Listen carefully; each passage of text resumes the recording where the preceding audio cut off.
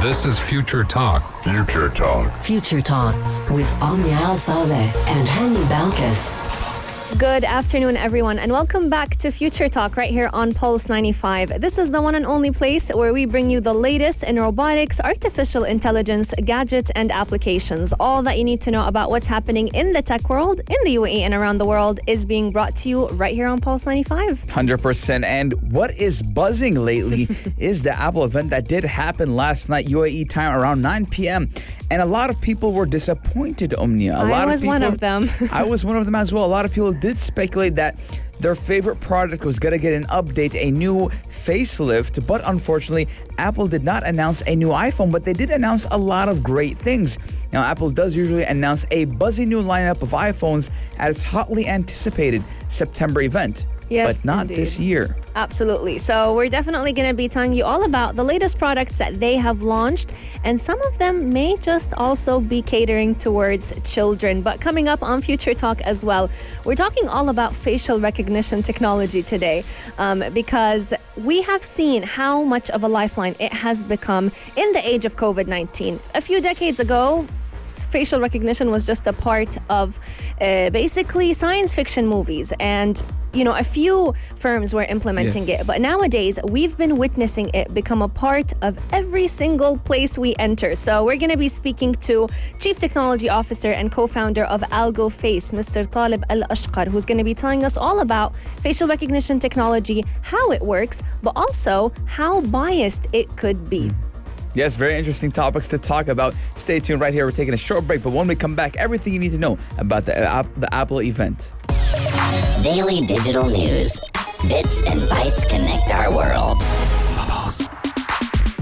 It's that time of the year, ladies and gentlemen. It's the time where Future Talk talks about the Apple event that debuted yesterday, last night at around 9 p.m. Omni and I were watching it live. We were talking, and we were very excited about what happened.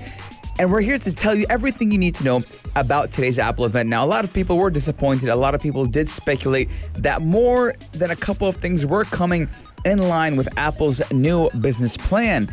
But unfortunately, Apple did not release or announce their new iPhone 12. But instead, we got a goodie bag of other products. And we're going to tell you everything that happened in all of the products that were released and everything you need to know about them. Yes, indeed. So even though iPhones were missing in this event, but there is a host of new products that we are super excited to share with you all, from smartwatches to iPads and even subscription services. Apple definitely did not disappoint when it comes to the rest of its lineup, because the first product that they actually unveiled is the newest Apple Watch Series 6. Now, it's an interesting watch. I have my own thoughts about it, but I'll save that till later. But to give you a little bit of a quick roundup on what this watch will offer everyone, it's going to be running the latest operating system, Watch OS 7. It's going to come with customization tools, so you can actually have a lot of more added benefits when it comes to health and fitness. I think the highlight of the updates is definitely their oxygen measuring feature. Yes. So that basically means in 15 seconds, you can actually measure the level of oxygen in your blood throughout your watch. And now with the Apple Watch Series 6 coming out, Apple Watch has released its cheaper version. Yes. The SE. Now, I wonder what SE stands for. Simpler edition, simple edition. What does it stand for? Because when we look at Apple's lineup, and every time Apple releases a product that is somewhat cheaper to their premium, they name it SE. We've seen the iPhone SE, iPhone SE2, and now we're seeing the Apple Watch SE. I believe it means special edition. Special edition? Yeah. It ain't special. It is special because it's cheaper. Yeah, it is cheaper. So it's actually catered towards those who don't want to spend as much on an Apple Watch, but still want to get the majority of the features that they have to offer. Again, I do believe that Apple is trying to make its products available to all consumers, not just that premium line. Now, the Series 6 will also increase enhancements to Apple's heart monitoring technology, and will now even feature a sleep app that tracks your sleep quality. Now, I've been tracking my sleep with my Apple Watch through a third-party app, an app from the App Store. But now Apple is finally implementing that. And there's also a COVID-19 appropriate hand washing detector that does encourage you to wash your hands for a full 20 seconds. And we're also seeing a new watch interface that makes it easier to track your elevation in real time to better monitor your blood oxygen levels. Now, all of this is great, Omnia. All of this is great. But what we need as us in the UAE, we need that ECG monitor to come out. Apple, Tim Cook, it's time. It is time. It's definitely time. Bahrain, Saudi Arabia, a lot of other Arab countries are getting it. It's taken a while for us to get it. And trust me, once the UAE gets that ECG feature, a lot of people are going to jump on Apple Watch. Absolutely. I mean, a lot of people have definitely been more and more attracted to the Apple Watch because of this feature being available in different countries. But speaking of interfaces on the Apple Watch, I'm not sure if you've seen this, but Apple Watch is also catering to people's different careers. So they're going to be offering a variety of watch faces where, let's say, if you're a doctor, if you're a nurse, you'll have all of your appointments visible on the home screen of your Apple Watch. If you're into photography, you'll find reminders of when is the golden hour, what is the optimal time to take certain pictures visible what if you're on the radio? Face. Well, I guess Future Talk will get a reminder on the Apple Watch the face. time for the show. Yes. Imagine 2 that. p.m. Mark your minute. Mark your hour.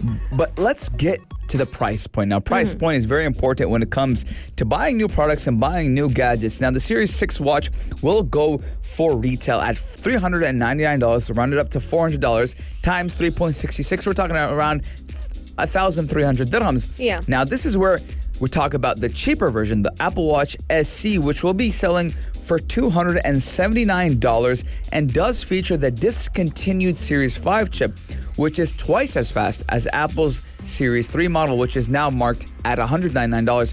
So $279, $280 times 3.66. We're looking at like maybe a 300, 400 dirham lower price than the Series 6. Yeah, so the SE would actually retail at about 1,149 dirhams. So a lot cheaper. Yes. The Apple Watch Series 6, but we've seen a lot of people actually speculate that they're going to be discontinuing the Apple Watch Series 3. But I mean, it's time. They're not. Oh. So they're keeping it and they're adding to it the Apple Watch SE, which is explainable because it is, even if it attracts a few customers, it is still revenue coming to Apple. But one of the best features about Apple Watch that it's gaining with the new Series 6 is its ability to fully charge in 90 minutes. That's so amazing. It has an improved battery life. Even though I personally never struggled with the battery, I feel like the Apple Watch does charge pretty fast. But whenever you're comparing it to other wearables, it might get second on the list. And now Apple has actually, Omnia, has several premium subscription services under its belt. Now, it was only a matter of time before they'd bundle them all together and find a way to sell them to us. Now, again, yesterday, Apple did unveil Apple One, which is a 3-tiered monthly subscription service that bundles Apple Music, Apple Arcade, Apple TV as well, and even bumps up your iCloud storage for an individual price of starting $15 a month, or if you're going for that family plan, $20 a month. Now, it is cheaper, Omni. I'll tell you why. Because I have a subscription for my Apple iCloud service, iCloud, and I have a subscription for my music as well. Even though I've been kind of contemplating on going to Spotify, I do have Apple Music. And for those who look for a more premium experience, Apple has a premium tier, which is $30 a month and features other premium services such as Apple News Plus and the new Apple Fitness Plus. Yeah. And it does provide yoga and cycling classes. Although Apple One has not been launched yet, it will be launched in this fall. Now, speaking of Apple Fitness, this is one that definitely caught my eye because for all those who actually use the Apple Watch for its fitness purposes, many of you may notice that they don't necessarily have all types of workouts embedded within their activity application. So with Apple Fitness, the subscription service will provide you with workout videos that will definitely track your calories and track your heart rate at a much more precise rate than your typical workouts that you would find in the activity app. But speaking of having a family subscription service on Apple One, or is it Apple One? It's called Apple One, Yeah, Apple One. Did you know that they're actually launching a feature where you can get your children Apple Watches without necessarily having them become associated with their own phones? So let's say a parent out there does not want to buy their children a new phone, but they still want to keep track of them, make sure that they know where they are at all times, allow them to make phone calls to them only. With this comes the ability to actually pair your children's Apple Watches to your phone as a parent. Omnia, I think that's amazing. It is amazing. Because some parents like to keep track of their children. But you don't want to give them a phone where You they don't can wanna give them a text phone. and scroll social media and it's good to make them have value of time. yes. A value of time. When I was a kid, I never wore a watch. I just started wearing a watch about 3-4 years ago. But Omnia, I'm gonna tell you a weird dream I had. What? Did you can you speculate what that dream is? It has to do with an Apple product. With an Apple product. I had a dream. Your iPhone? No, I had a dream, Omnia, that I bought the new iPad. Ooh. Yes. Okay. The new iPad. Now, when I watched the event, I was very intrigued with the new iPad, the iPad 8th generation with an iPad Air. Now, it is the base level iPad that finally got a refresh, and they did unveil the 8th generation iPad, which features an all-day battery. Now, this is the first time Apple says they have an all-day battery, a better camera, and an upgraded A12 Bionic chip, and an Apple Pencil support. Now, Apple Pencil is very important to artists, people who like to draw and like to use the Apple Pencil when they do their Photoshop as well. Absolutely, but even those who are in school have definitely been very Yes. grateful for the iPad, simply because it can actually recognize your handwriting. Yes. And even if you're not a fan of typing, you can just handwrite your notes and it will transcribe it into actual text in a Word document. And Omnia, it goes for a retail price at $330. Now, I think it is cheaper. I don't guarantee it, but I think it's cheaper than the previous versions. Now, It's faster than It's a faster. laptop. It's faster. So whenever they compared it to Windows computers and other types of computers, it was actually a lot faster than your typical desktop. And it's a lot more handheld, Yes. easier Yes. to carry. But the new iPad Air redesign, Omnia, they went all out with the iPad Air. You would think the iPad Air is a little bit less powerful, but it's coming with a USB-C compatibility, a A14 silicon chip, powering inside 40% faster than last year's model, and a 2 times jump in graphics. But it is a little bit pricey, Omnia, as the new iPad Air will retail for about $600, and it will have availability sometime next month. So we're looking at early October.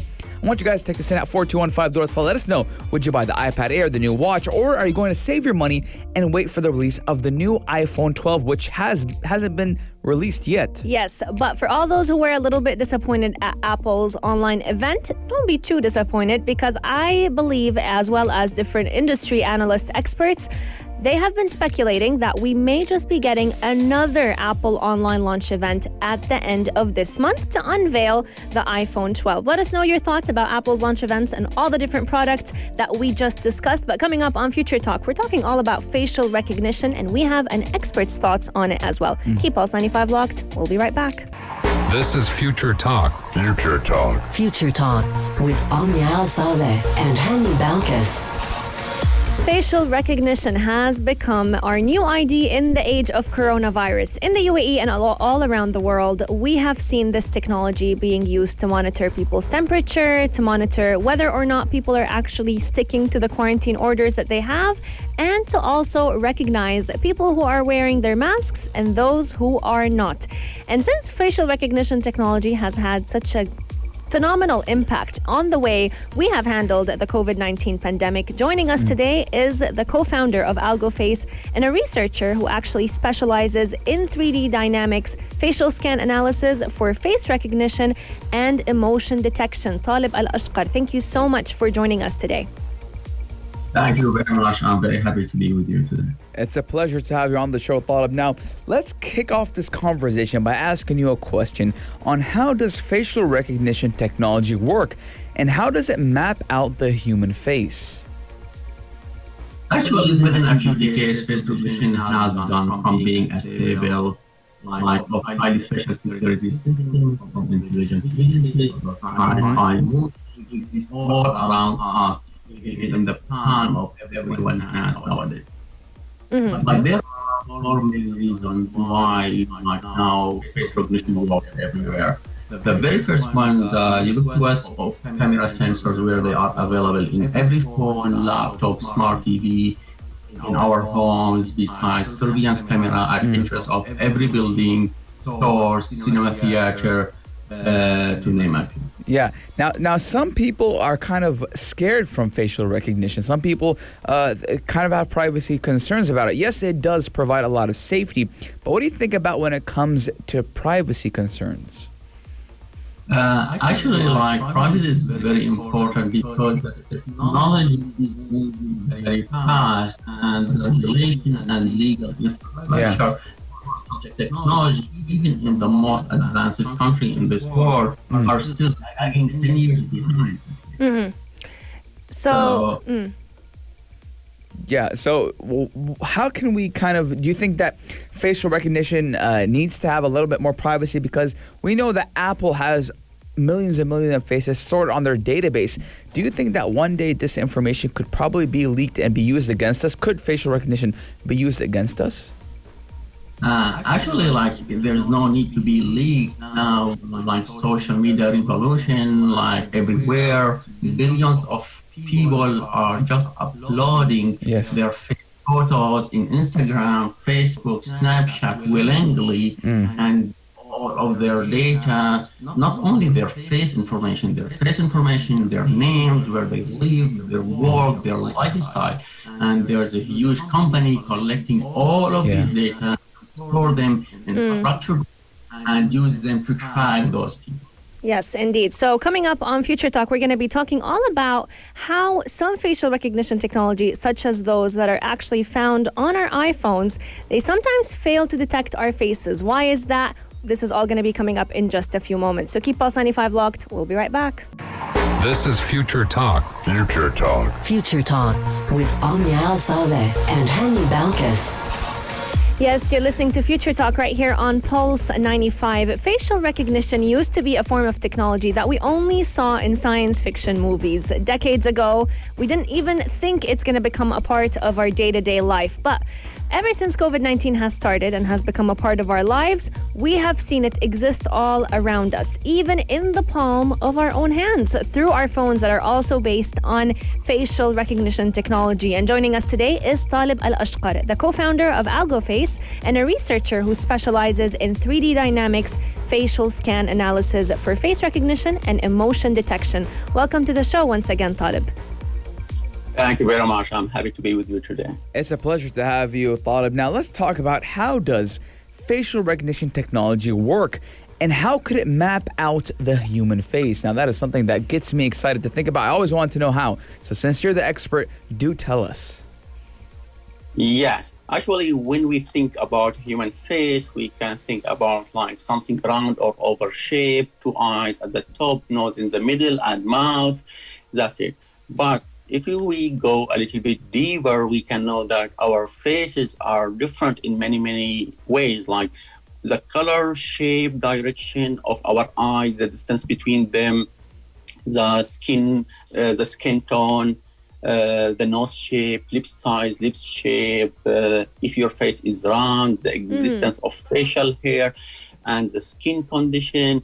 And there are many, many other like nuances that make our faces as our another fingerprint. So that it is unique from one person to another person.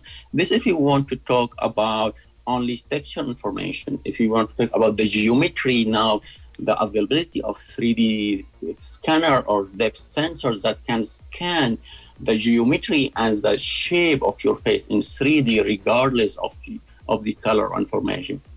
So combining the color information with the 3D information, where, for example, in modern phones, you have 3D camera and RGB camera. So combine all of this information together can extract very unique feature print for everybody's face. Absolutely. And speaking of using our phones and their facial recognition technology, a lot of us have been noticing more often, especially ever since everyone started wearing their face masks, is that our phones can sometimes fail to detect our faces. Apple has been working on updates to help fix that. But what is the reason behind facial recognition technology not being able to pick up on our face features when it's covered with a mask, even though our eyes are sometimes visible or they are visible throughout the mask, which is one of the things that facial recognition does map out? Yeah, actually, because when Windows algorithm has been developed and built, they are using the whole face to extract this feature print that identify everybody from others. Now, after you are wearing mask, you are hiding 40 up to 50% of the area of your face. So you lost the nose area, the lips area, the jaw area. You have no clue. And these algorithm isn't trained on such models. So those algorithms now, they have less and less data to identify you. And the system itself hasn't been built to work on only the upper part of your face, such as the eye and forehead and the hair. So that's why it's failing, and that's why all technology company now catching up, training their algorithm to detect if there's mask or not. If there's mask, they ignore the lower part of your face and they focus on only the upper part of your face. So what is the most important feature, the key feature in the face? I'd like to believe it's the eyes and eyebrows. Yes, actually, there's a lot of research and studies, and like they segment the face into different areas and study the impact of every area of that face on the accuracy of face recognition algorithms. And you are totally right. The eye area are the most unique area that like give us more information about the ID of the people rather than the lips, for example, or the jaw or the cheek or the forehead. And speaking of using facial recognition technology in our day-to-day life, we've definitely seen thermal cameras basically become installed everywhere. Wherever you go, whether it's your office, the mall, the hospital, you're constantly being scanned to ensure that your temperature is within the normal range. So how do those thermal scanners depend on facial recognition technology whenever they detect our temperatures? Yes, actually, like after COVID-19, there was an urgent need to come up with like touchless technology that we can like detect the fever without exposing the medical professional or security people to the risk of getting the virus from potential patient who is carrying the virus. So thermal camera was an amazing solution. We can like detect the face and track it and like maybe know the ID of these people and like get the temperature from the forehead area. So we need like use face recognition technology to know if there's face or not. Then we segment this face into areas like forehead area, nose area, lips area, because you cannot get the temperature from everywhere. Like the most accurate area to get the temperature is the forehead. Not the tip of your nose, for example. It might be colder than your normal body.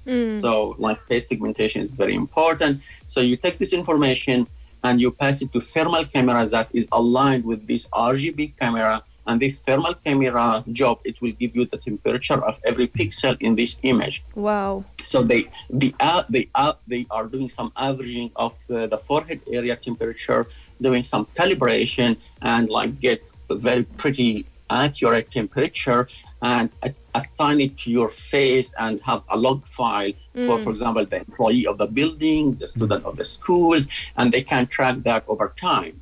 Yeah, and speaking of the log files that you mentioned, a lot of the times we tend to witness something with these thermal cameras. So it would measure or pick up your temperature, and at times it won't be the accurate temperature of your body. So the employee behind the thermal camera would ask you to remove your face mask. Or sometimes it's your hair as well. Yeah. It's your hair, your face mask, glasses. I think those are kind of the number one things that keep the heat, stay the heat. Yeah, exactly. Because, the thermal camera is blind. It will give you the temperature of the pixel. So here where AI solution will come, for example, in our company, we are developing solution can segment the face, can segment the hair, tell you is this hair or not, is this skin or not, if there's eyewear, if there's mask, and where are they. So you can get the temperature only from the skin area. Actually, like there's a lot of different solutions for this thermal camera. They are different how deep they are going. Are they going just detect face and average them? If they are asking, like assuming you will be very collaborative with the system and remove your eyewear and mask and stay still for like 10 seconds in front of the camera, or we are working with some company in California that do all of that on the floor. And they fix the camera, people just entering, doing nothing, and the system can do everything. Detect the face, knows if you are wearing mask or eyewear, segment you and get the right temperature and assign it to your log file. It's crazy how much we've started to depend on facial recognition technology. And it's amazing how we're seeing AI being implemented with facial recognition as well.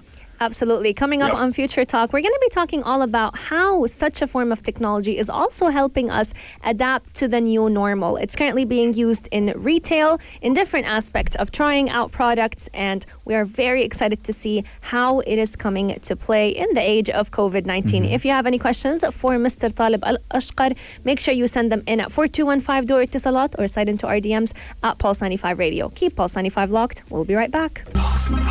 This is Future Talk. Future Talk. Future Talk with Omnia Al Saleh and Hani Balkis. Facial recognition technology. This is the discussion of today, and it has become our new ID in the age of coronavirus. In the UAE and all around the world, we've seen facial recognition become implemented in thermal cameras. We've seen it become implemented in the way we make sure that people who are supposed to be in quarantine are actually quarantining. But we've also been using it to make sure that people are wearing their face masks properly, or if even they're wearing them at all. Joining us today to tell us a little bit more about the way facial recognition works and the role it has had in helping us return back to our new normal is Taleb Alashkar, the co-founder of AlgoFace and a researcher who specializes in 3D dynamics, facial scans for face recognition and emotion detection. Thank you so much, Taleb, for joining us today. And to go back to our discussion, we were talking all about the role of facial recognition in helping us return back to our new normal. One thing that comes to mind is retail, whether it's buying clothes or even buying makeup for those who are involved in it. How has touchless technology helped us create a new normal in retail in the age of COVID-19? Yes, actually, certainly like COVID-19, hit the physical retail stores badly and give a huge boost to e-commerce. But fortunately, there's a lot of technology that can redeem the technological gap between e-commerce and physical store if they has been deployed in proper way to make the experience of the shopper much more interesting.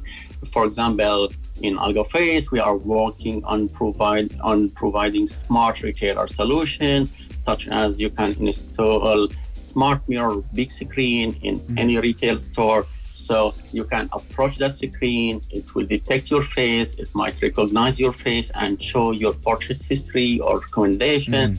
And also it can unlock the ability for the shopper to try virtually any product, especially something that you wear without touching the physical product itself. For example, we have a solution to try any cosmetic product in using augmented reality and face recognition technique. So you can see yourself how you will look like after wearing this product without doing any physical touch to it.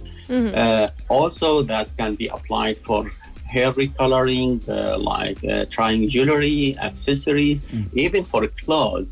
So besides this virtual and immersive experience, we can capture a lot of demographic information about the shopper. We can even capture their emotion and reaction to certain product. Yeah, so basically collect all forms of information about the product itself. Now, the question is, post COVID-19, how are we still going to use the same technology? Do you think is going to be widespread use even after COVID-19? Yes, I believe there's some events like some COVID-19. There's a lot of things and concepts are staying with us for a very long time, and it will be normal. I believe smart retailers, smart solutions, some precaution actions like temperature measuring or availability of buying masks, face masks will be everywhere, including such technology. It's crazy to see that we've been witnessing a lot of technological advancements become accelerated during COVID-19. They've long existed, but we may have not been able to implement them as often as we'd like. Thank you so much, Taleb Alashkar, co-founder of AlgoFace, for joining us today and educating us a little bit about the role of facial recognition technology when it comes to how we've been implementing it during COVID-19, but also how they will still become a part of our lives after COVID-19. Thank you very much. My pleasure. Pleasure is all ours. Future Talk is coming to an end, but we will be back tomorrow, same time, same place. The heart of Sharjah. This is Pulse 95.